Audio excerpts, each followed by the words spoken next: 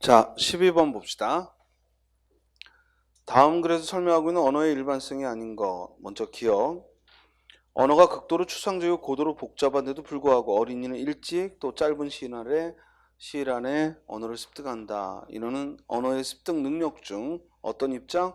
합리주의 관점을, 언어의 합리주의 관점을 이야기하고 있고, 다음 니은번, 언어의 습득은 인종이나 지능과 관계없이 누구에게나 비슷한 수준으로 이루어진다. 역시 언어의 합리주의 관점을 설명하고 있어요. 그러므로 가장 관계없는 건 몇 번? 4번. 경험주의적 언어관을 말하는 건 아니죠. 이해됐어요?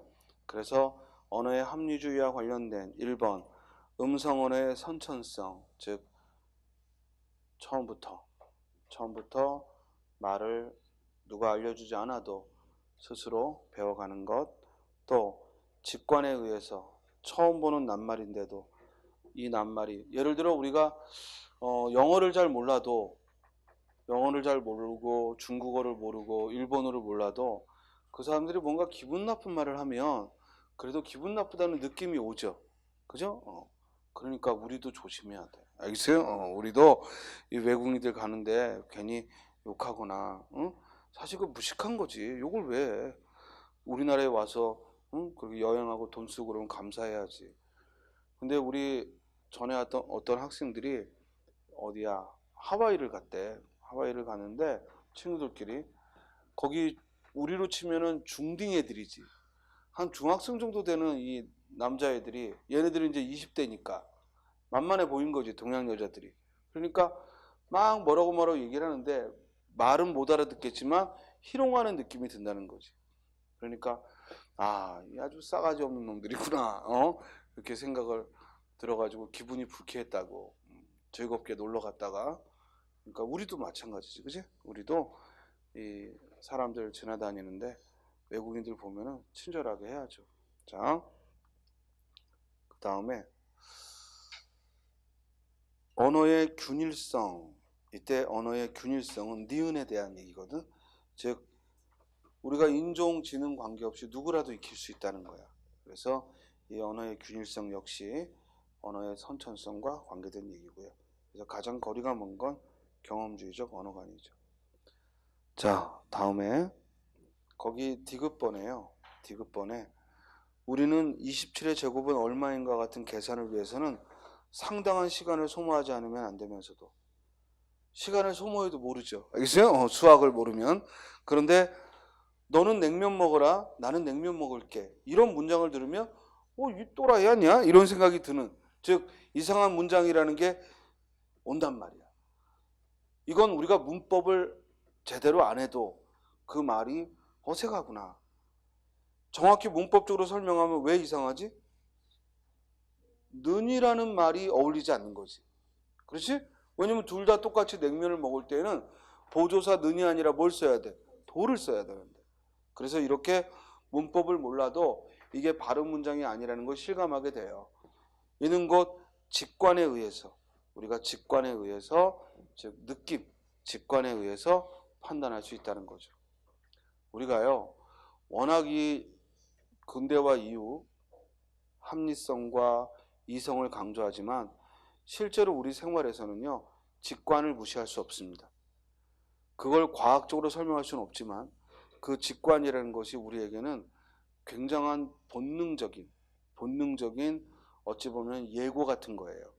그렇기 때문에 그 직관을 무시하고 우리가 생활한다는 건 힘들고, 그래서 지금은 오히려 워낙 이성의 시대가 이제 저물면서 인간의 이런 직관, 이를 좀 더 탐구해 보려고 뭐 뇌과학이다 해서 우리의 뇌도 분석해 보고 이런 과학자들의 또 관심이 쏠리고 있는데요. 우리가 어느 생활에 있어서도 이 직관이라는 것, 이런 것들을 무시할 수는 없고, 선생님은 시험 볼 때도 필요하다고 봐. 시험 볼 때도 설명은 못하겠지만 뭔가 이건 아닌 것 같아 라는 느낌이 드는 것, 특히 어법 문제 같은 데서는 자신의 직관을 믿으라고. 공부가 안 돼 있는 상태에서의 직관은 그거는 무시해도 되지만, 여러분들이 이렇게 열심히 공부했는데 시험장 가서 떠오르지는 않는데 이건 아닌 것 같아 했을 때는 그건 아닌 거야. 처음에 그 느낌이 들었을 때, 그지? 그러니까 쉽게 자꾸만 답을 바꾸는 것도 안 좋은 습관입니다. 여러분들도 아마 중고등학교 때 답을 한번 고쳐본 경험들, 그럼 거의 다 틀리죠. 그러니까 자신의 처음 직관을 좀 믿고 문제를 풀면 한두 문제라도 더 맞힐 수 있습니다. 자, 그 다음 선생님 볼 때 과목 중에서 직관이 전혀 통하지 않는 건 수학인 것 같아요. 수학은 그냥 아무 느낌이 없잖아. 알겠어요? 모르면. 그렇기 때문에 수학은 직관이 통하지 않지만 이 언어로 질문하는 거의 대부분의 그런 과목들은 직관이 가능하다라는 얘기입니다. 자, 13번. 언어의 개방성에 대한 설명인데 언어의 개방성은 뭐라고 그랬죠? 아까? 무한한 표현이 가능하다. 그래서 언어의 개방성은 무한한 표현이 가능하기 때문에 언어의 창조성이라고 했습니다. 1번. 문장 길이에 제약이 없고 그런데 음성과 의미가 고정된 관계가 아니다. 이거는 언어의 개방성보다는 뭐에 대한 설명이야? 자의성에 대한 설명이지. 정답은 2번. 말은 암기해서 표현하거나 이해하는 게 아니고 또 언어를 통해서 관념적이고 추상적인 개념도 예를 들어 희망, 사랑, 기쁨 이런 것들은 실제로 우리가 만지고 눈으로 볼 수 없는 거지만 우리는 그거를 만들어 쓰고 있단 말이에요. 이런 것들도 언어의 개방성을 보여주는 겁니다. 14번 기억에 들어갈 알맞은 말.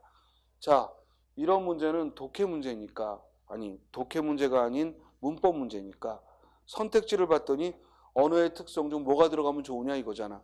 이럴 때는 처음부터 꼼꼼하게 읽으면 안 돼. 반드시 그 빈칸의 앞뒤에 힌트가 있다고. 여기서는 그 앞에 뭐라고 써 있어? 언어는 연속적으로 이루어져 있는 세계를 불연속적인 것으로 끊어서 표현한다. 이를 언어의 특성 중 뭐라 한다? 분절성. 그리고 그 뒤에는 뭘 들었어? 예시. 그래서 이 글은 정의와 예시를 통해 언어의 분절성을 설명하고 있습니다. 본문 볼까요? 우리는 언어를 사용하여 상상이나 추상의 세계같이 밑줄 치고 이때 가치는 품사가 뭐라고? 조사죠. 그래서 뭐로 바꿔도 되죠? 처럼으로.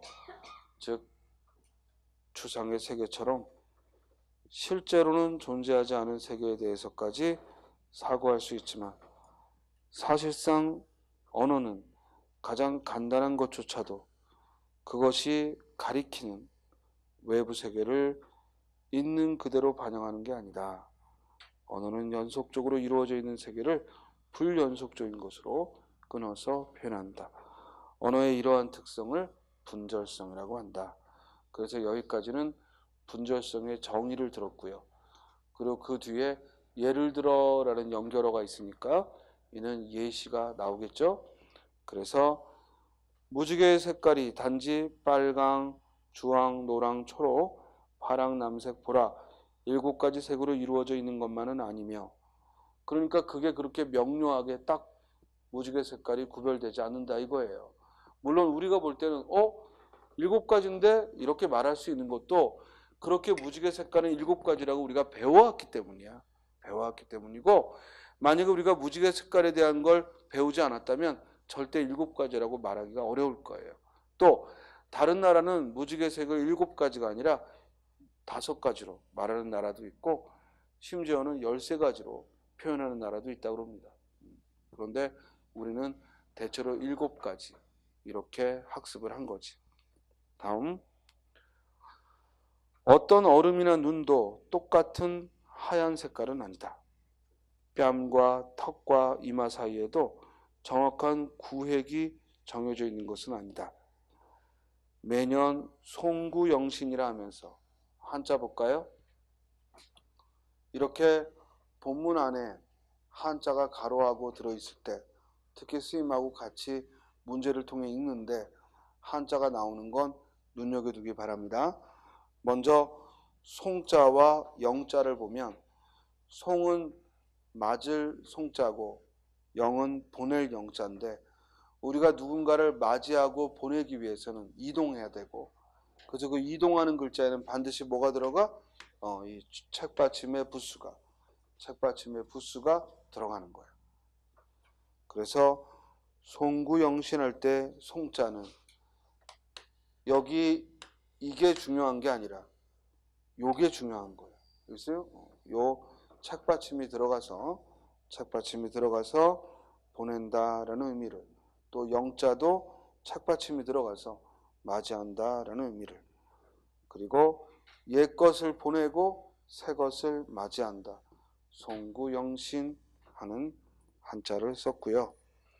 이럴 때 한자로 송구영신을 송구영신하고 띄었어야 되는지 아니면 송구영신 붙여야 되는지 그건 어떻게 써도 상관없어. 이해돼요?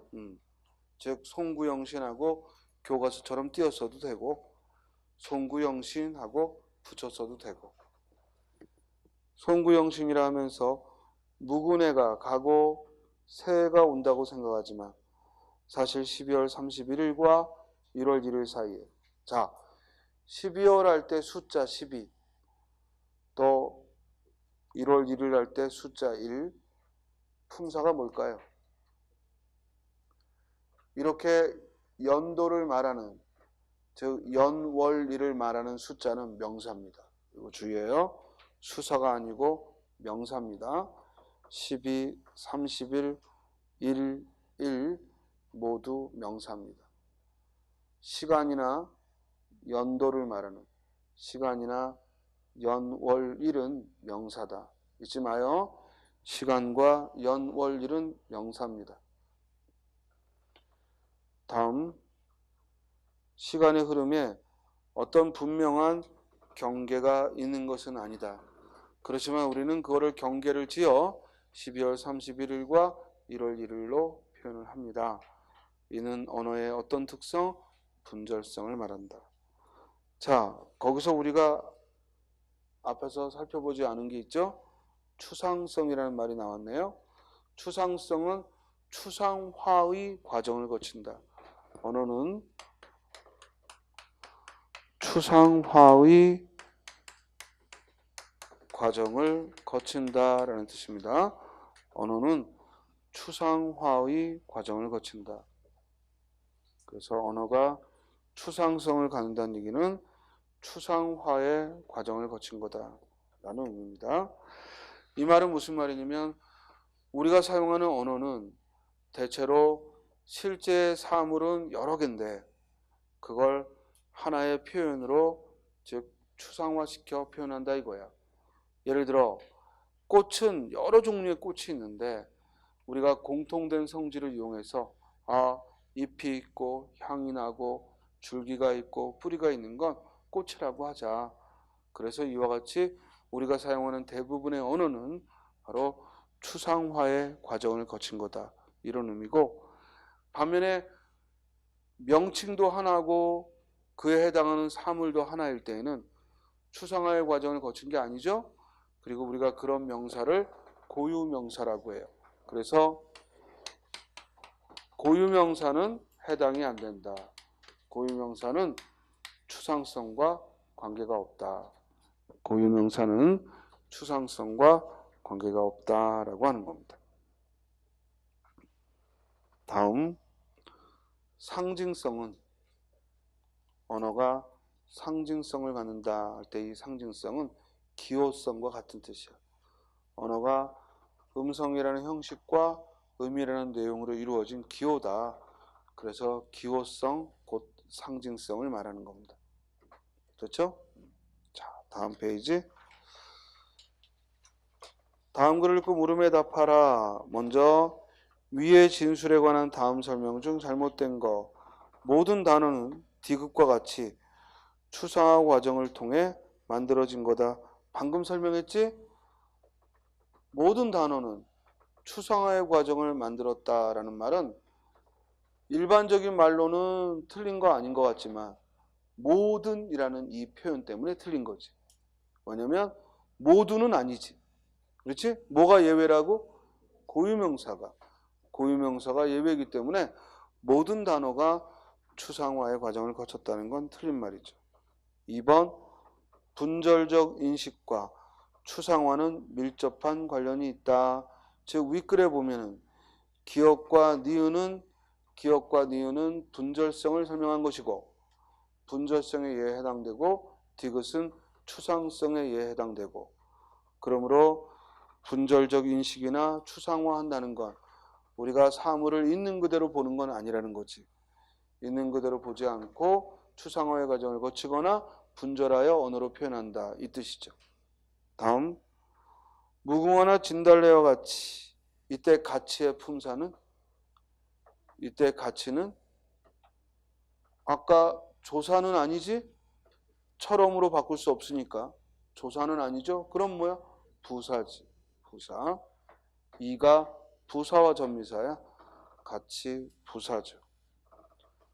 분절이 이루어져 형성된 한 덩어리 생각을 개념이라고 해요. 그래서 이렇게 무궁화나 진달래처럼 추상화 과정을 거쳐 한 덩어리의 생각을 개념이라고 하는 거야. 그러니까 추상성과 분절성은 모두 개념과 관련된 거지. 우리가 어떤 낱말의 뜻, 개념이라는 것은 바로 이렇게 추상화하고 분절해서 인식하는 걸 말합니다. 언어는 외부 세계를 그대로 반영하는 건 아니죠. 그대로 반영하지 않으면 어떻게 반영하죠? 끊어 표현하거나 아니면 뭐야? 추상화의 과정을 거치죠. 끊어 표현하거나 추상화의 과정을 거치는 거지. 그래서 분절성과 추상성은 서로 밀접하게 관련이 된다 이런 얘기입니다.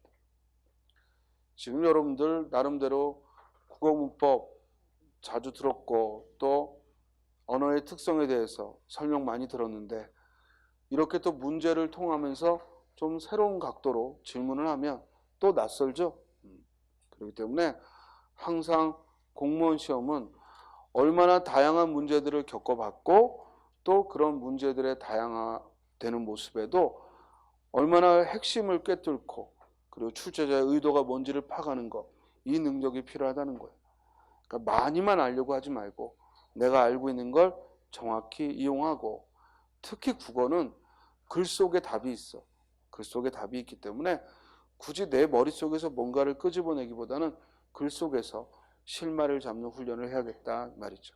자, 다음 16번 A와 B의 관계와 다른 것은 자, 무궁화, 진달래, 개나리, 목련을 꽃이라고 부른다라고 추상화의 예를 들었는데 꽃은 바로 무궁화, 진달래, 목련에 뭐가 돼? 상의어가 되지. 그러므로 A는 하의어가 되고 그리고 B는 상의어가 되니까 이런 관계를 우리는 뭐라고 하지? 상하 관계라고 하죠. 그럼 아래에서 상하 관계에 속하지 않는 걸 물었어요. 남자 아내는 그 자라나는 성장기에 따라 소년도 있고 청년도 있고 아버지도 있죠. 상하관계 맞죠? 사람은 남녀로 역시 구별할 수 있고 또 생명체에는 사람도 있고 새도 있고 물고기도 있고 나무도 있으므로 상하관계 맞죠. 그러나 국가를 이루고 있는 사회, 학교, 그리고 가정, 그리고 개인은 국가를 이루고 있는 구성 요소지 국가의 하이어라고 볼 수는 없죠. 국가의 하이어라면 뭘 써야 돼? 한국, 미국, 일본, 중국을 써야지. 그렇지? 이건 구성 요소를 썼잖아. 이럴 때에는 개체와 집합이라는 표현을 쓰거나 아니면 구성 요소와 구조라는 말을 하는 거예요. 즉 사회, 학교, 가정, 개인이 구성 요소가 되고 국가가 구조가 되는 거지. 상하관계는 단지 범주가 더 넓으냐 좁으냐의 의미라면 이 구성 요소와 구조의 관계는 이 구성 요소가 모여서 그 구조를 이루는 이런 관계이기 때문에 이 둘은 다르죠. 그리고 우리가 독해에서 설명의 방법에서도 이렇게 사람은 남자 성별에 따라 남자가 있고 여자가 있다. 이런 설명 방식은 뭐야? 분류고. 반면에 국가를 이루는 구성 요소에는 개인과 사회와 집단 등이 있다. 이러면 이건 분석이죠. 분석. 그래서 분석을 하는 글이 되는 거지. 구성 요소로 나누면 분석이고, 그리고 그 종류로 나누면 분류고. 18번, 17번. 밑줄 친 부분 중, 즉 분절한 것으로 볼 수 없는 것, 분절성의 예가 될 수 없는 것, 이 질문이지? 철수는 신학기부터, 그러면 학기를 신학기, 즉 구별을 지어서, 원래는 신학기라고 구별 지을 수 있는 게 아닌데 특정한 날을 우리는 신학기라. 우리나라는 3월을 얘기하지만 뭐 서양에서는 그죠? 뭐 7월과 또 뭐 두 번이라면 걔네들은 그죠? 이렇게 구별을 지어 얘기하기도 하죠. 나는 30분간 걸어 등교한다. 이때 30분은 역시 실제로는 시간은 추상적이라 끊어 표현할 수 없는데 일부러 시간을 정해서 끊어 표현하니까 분절성의 예가 되죠. 그리고 이때 간은 붙였어야 돼. 30분간 할 때 간은 이 시간의 개념이기 때문에 띄었으면 안 되고 붙였습니다. 이 간을 띄어 쓰는 건 언제라고요? 거리와 거리, 즉 거리를 둘 때 간을 띄어 쓰는 거고 붙였어야죠. 30분간. 사과, 배, 감, 포도 등의 사물을 과일이라고 한다. 이는 추상성의 예가 되므로 정답은 3번. 그날 계절이 봄, 여름, 가을, 겨울로 나뉜다. 지금 우리는 계절이 언제야? 가을인데. 문제는 요새야 그래도 가을 분위기가 아침 저녁으로 나지만 조금 전까지만 해도 이게 여름인지 가을인지, 그죠? 또 조금만 지나면 뭐야? 가을인지 겨울인지. 선생님은 아침에 벌써 겨울 같아. 그래서 이게 가을인지 겨울인지 쉽게 구별하기 어렵다고. 근데 그걸 우리는 어떤 때에는 가을이요, 겨울이요 라고 말하죠. 그래서 봄, 여름, 가을, 겨울 하고 이렇게 구별하는 성질도 분절성의 예죠. 다음 18번. 개념에 대한 설명 중 옳지 않은 거 그랬어요. 먼저 내포라는 말은요, 그 속성을 말해요. 내포라는 것은 그 개념이 갖는 속성.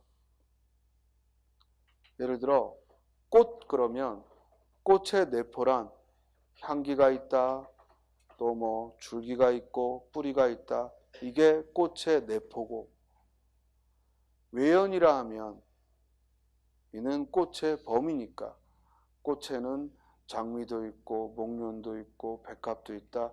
이게 외연이야. 이해됐어요? 자, 사람으로 치면 이성을 가지고 있다, 직립보행을 한다, 뭐 도덕성이 있다, 의지가 있다, 이런 게 내포고, 사람은 성장기에 따라 유년기, 아동기, 청년기 등등이 있다. 뭐 성별에 따라 남자, 여자가 있다. 이건 뭐야? 외연이고. 이해했어요? 원래 이 내포나 외연이라는 말은 철학 용어고 그리고 논리학 용어이기 때문에 말이 좀 어려워서 그렇지 결국에는 이해할 만한 그런 용어입니다. 내포는 속성을 말하는 거고, 그죠? 범주는, 외연은 그 범주, 범위를 말하는 거예요.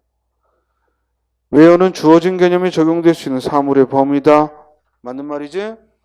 3번. 유개념은 하나의 개념 속에 포함되어 있는 여러 개의 개별 개념을 말한다. 자, 이건 지금 안 배운 거 설명하는 거야. 유개념은 집합 개념이야. 즉 상이어야. 상이어. 유개념은 집합 개념, 상이어고, 개별 개념은 종개념이라고 하는 거야. 개별 개념은 종개념이 개별 개념이야. 그래서 우리가 종개념이 하이어가 되고 유개념이 상이어가 되는 거예요. 자, 그러니까 4번에 사과는 과일에 대해서는 종개념이지만, 그렇죠? 사과가 하이어고 과일이 상이어잖아. 그러니까 사과는 종개념이지만 국광이니 홍옥이니 부사는 사과의 하이어니까 이런 단어들에 비해서는 사과는 유개념이 되는 거지. 이해했어요? 자, 봐봐. 우리가 정의문을 만들 때 시는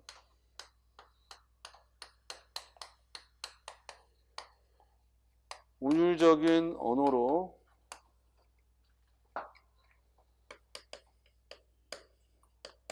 표현한 문학이다 이러면 이 시를 포함하는 이 상이어인 문학이 논리학적으로는 유개념이라고 부르는 거고, 그렇죠? 그리고 이 시는 뭐가 되는 거야? 종개념이 되는 거라고. 그 얘기예요. 그래서 올바른 정의문은 종개념 플러스 요 유개념 안에서 저 종개념이 갖는 차이, 즉 종차 개념이 나오고, 그리고 유개념으로 정리를 해야지. 만약에 이 유개념을 시의 상이어가 아닌 말로 바꾸면 틀린 정의문이 되는 거야. 예를 들어 시는 운율적인 언어로 표현한 예술이다 이러면 틀려. 왜냐면 예술은 문학의 유개념이지 시의 유개념은 아니지. 지금 무슨 말인지 알겠어요? 그래서 유개념과 종개념은 바로 직전에 큰 범위가 유개념이고 바로 그 밑에 하위 요소가 즉 종개념이다.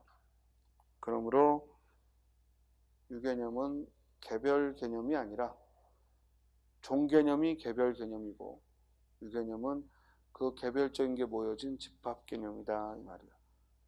이건 오늘 처음 설명하는 겁니다. 이 문제를 통해서 여러분들한테 처음 설명하는 겁니다.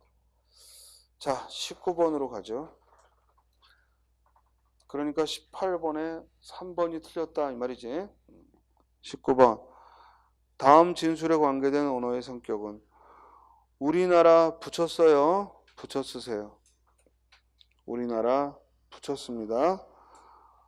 우리나라의 어린이가 초록, 남색, 청색을 잘 구별하지 못하는 이유로 이런 색깔을 푸르다라고 한다거나 우리나라 사람이 뜨거운 국물을 마시면서도 시원하다라고 하는 데서 개념 자체가 불투명해질 수 있다라고 했는데 이 말은 뭐냐면 우리는 국물을 마실 때 느껴지는 감각을 시원하다라는 이 말로 개념화한 거야. 또 우리는 초록, 남색, 청색을 제대로 구별 못하고 푸르다라고 인식하고 쓴다는 거지. 이는 곧 우리가 추상화 과정이 이런 단어들에서는 미흡하다는 거야. 그러므로 이 글과 가장 관련 깊은 건 추상성이죠. 우리에게는 푸르다라는 낱말의 개념이 워낙 넓은 거야. 이해돼요? 또 우리는 시원하다라는 이 개념이 워낙 넓은 거라고. 그러니까 국물이 뜨겁고 하더라도 국물이 시원하다 하는 표현을 쓰는 거죠. 알겠어요? 자, 따라서 이 글과 밀접한 것, 즉 추상성을 말하는 것이고 거기 개방성은 무한한 표현이라고 했고 이 같은 말이 뭐라고? 창조성이라고 했고 그리고 선천성은 뭘 가리킨다고? 언어 습득 능력의 합리주의적 관점을 언어 습득 능력의 합리주의적 관점을 선천성이라고 하죠. 20번 다음 글에 대한 잘못된 것 지금 가는 언어의 합리주의적 관점을 이야기했고요. 그리고 나 역시 언어의 합리주의적 관점으로 직관에 의한 판단을 이야기를 했습니다. 그러므로 정답은 몇 번? 4번. 언어 습득 이론을 설명한다. 틀린 말이죠. 자, 선택지 1번을 보세요. 가는 언어의 균일성을 말한다. 균일성이 뭐라고? 지능, 인종, 남녀, 피부 색깔에 관계없이 언어를 습득하는 성질, 이를 균일성이라고 하는 거야. 그래서 가글은 언어의 균일성을, 또 가에서 즉 뒷부분에 실제로 정규학교에서 국어 공부를 하지 않은 사람이라 하더라도 시장에 가서 물건을 사거나 길을 물어볼 때 자기 나라 말을 몰라서 고생하는 사람은 없다. 결국 한번 언어를 배우고 나면 그것을 이제 마음껏 응용하는 능력이 저절로 키워진다는 얘기고, 이는 언어 습득의 통달성, 언어 습득의 통달성. 쉽게 말하면 하나를 배우면 열을 안다는 거지. 하나를 알려주면 열을 알게 된다는 거지. 근데 우리는 왜 영어는 하나를 알면 열을 아는 게 아니라 하나를 알면 원래 알던 두 가지를 잊어버릴까? 영어는 왜 그럴까요? 결국 경험이 부족해서 그래요. 영어를 쓰는 경험이.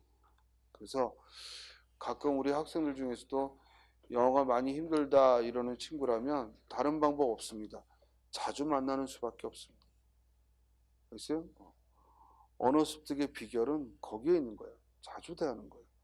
그래서 우리가 어떤 언어학자들이 아이들의 언어 습득하는 과정을 보면 수만 번 따라한대요. 아빠라는 말과 엄마라는 말을 배우기 위해 수만 번 엄마 아빠의 표정을 보면서, 그죠? 수만 번 그걸 따라하는 과정이 있어야 비로소 습득을 한대. 근데 우리가 나이가 먹어서 다른 나라 말을 배울 때 그냥 한두 번 외워두고 또는 오늘 막 몇 번 써보고 외운 다음에 그게 나중에 떠오르지 않는다고 머리 탓하더라고. 그건 말도 안 되는. 적어도 이제 어른이 돼서 언어를 익히니까 그렇게 수만 번은 아니더라도 수십 번은 봐야 될 거 아니에요. 모르는 단어면 여러분들이 학교가 영어로 뭐냐 그러면 스쿨 금방 대답해요. 소년이 영어로 뭐냐 그러면 보이 금방 대답해요. 왜? 수없이 들어봤으니까. 그죠? 수없이 들어봤으니까. 그러나 감각적이다를 영어로 뭐라고 하니 하면은 말이 안 나와. 왜? 안 써봤으니까. 딱 그거지 머리 나쁜 거하고 관계없는 거예요. 선생님, 근데 제가 아는 놈은 뭐라고 말만 하면 외국에서 살다 온 놈도 아닌데 뭐라고 말만 하면 영어 단어가 바로바로 튀어나온다고. 왜 그럽니까? 너 잘 때 걔는 영어 공부한 거야. 딴 거 없어요. 알겠어요? 네가 한 번 볼 때 걔는 10번 본 거야. 그러지 똑같이 너하고 똑같이 한 번 봤는데 걔가 머릿속에서 바로 입력이 돼서 튀어나온다? 그건 무조건 거짓말이야. 있을 수가 없습니다. 그런 인간은 인류 역사에 없었습니다. 됐습니까? 수십 번 되풀이하는 겁니다. 그러니까 여러분들도 결국 우리 시험의 관건은 영어인데 이 영어를 위해 여러분들이 자꾸만 무언가 자료들을 또는 무언가 요령을 탓하기 전에 정말 이건 무식하게 가장 단순한 뭐예요? 반복밖에 없어요. 그러니까 자꾸만 어떤 어휘들을 익히려면 반복해야 되고, 우리말에서도 한자 성어가 약하다 딱 한 가지 이유야. 자주 안 써서 그래. 한자가 약하다 딱 한 가지 이유야. 자주 안 봤으니까. 그죠? 만약에 한자라는 것이 특별해서 어렵다면 순 우리말은 다 알아야 되는데 순 우리말도 여러분들이 모르잖아. 왜? 자주 안 써버릇했으니까. 그럼 왜 가람이라는 순 우리말은 강이라고 금방 알고 매라는 우리말은 산이라고 금방 아느냐? 단어가 쉬워서가 아니에요. 자주 본 겁니다. 그러니까 결국 모르는 어휘를 익히는 건 반복 학습밖에 없다. 다른 요령이 있다고 생각하지 마요. 알겠어요? 반복하는 겁니다. 자, 또 3번에 나에서는 직관에 의한 언어 판단을, 그래서 우리가 들어본 적이 없는데도 어떤 문장이 옳다 그르다를 판단할 수 있는 이런 직관을 가지고 있는 것도 언어의 선천성, 곧 합리주의 관점을 소개하고 있는 거죠. 그렇죠? 본문 잠깐 볼까요? 가를 보면 언어의 습득은 인종이나 지능과 관계없이 누구에게나, 자 질문, 누구 밑줄 치고, 이때 누구는 품사가 뭔가요? 대명사죠? 그런데 그 대명사 중에 부정칭 대명사와 미지칭 대명사가 있다는 말을 공부했죠? 공부 안 했어도 공부했어요. 알겠어요? 그러니까 기억이 안 나는 거지. 공부했습니다. 자, 미지칭 대명사야, 부정칭 대명사야? 이때 누구는 미지칭이야, 부정칭이야? 미지칭이 뭐야? 아직 누군지 모르는 거. 부정칭이 뭐야? 누구라도 상관없는 거. 이해됐어? 그럼 대답해보자. 이때 누구는 미지칭 대명사예요? 부정칭 대명사예요? 부정칭 대명사죠. 누구에게나 비슷한 수준으로 이루어진다. 그리고 하나의 언어를 일단 배우고 난 뒤에는 그것을 일상생활에서 자유자재로 구사할 수 있다. 마치 자전거나 스케이트를 한번 배우고 나면 그 뒤에는 별다른 신경을 쓰지 않고 탈 수 있는 것과 같다. 자, 그 문장 밑줄 치고, 마치 뭐뭐인 것 같다.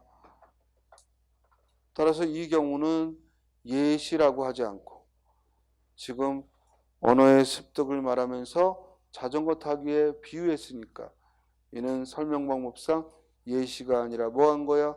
유추.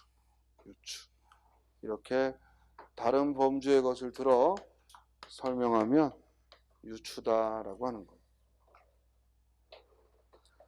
우리가 국어 시간에 말하기나 글쓰기 공부를 열심히 하는 목적은 우리의 언어 능력을 좀 더 한 단어입니다. 그래서 지금은 좀 더 한 단어라 부사어죠. 부사. 고차원적인 단계로 신장시키기 위한 것이지 우리말을 처음부터 다시 배우기 위한 것은 아니다. 여러분들에게 국어를 가르치는 건 우리말을 처음 배우라, 여러분들이 국어를 몰라서 가르치는 게 아니죠. 뭐 하기 위해서 배우고 가르친다고? 좀 더 고차원적인 단계로 기르기 위해서요. 우리말을 처음부터 다시 배우기 위한 건 아니다. 실제로 정규학교에서 국어 공부를 하지 않은 사람이라 하더라도 시장에 가서 물건을 사거나 길을 물어볼 때 자기 나라 말을 몰라 고생하는 사람은 없다는 점을 생각해 본다면 우리가 말을 일단 배운 뒤에는 특별한 노력을 기울이지 않더라도 그것을 구사할 수 있다는 사실을 알 수가 있을 거다. 구사라는 말 밑줄 치고, 이 구사라는 말이 저 위에 세 번째 줄에도 나왔고요. 그죠? 구사한다. 그래서 여러분들은 구사라는 낱말을 국어사전에서 확인해 보세요. 한자어도 보고요. 한자어겠죠? 한자어도 보고 주로 어떤 예문으로 만들어 쓰는가 확인해 보기 바랍니다. 우리는 언어를 이처럼, 이때 이처럼 밑줄 치고, 이때 이의 품사는 대명사죠. 조사처럼이 붙었으니까 대명사.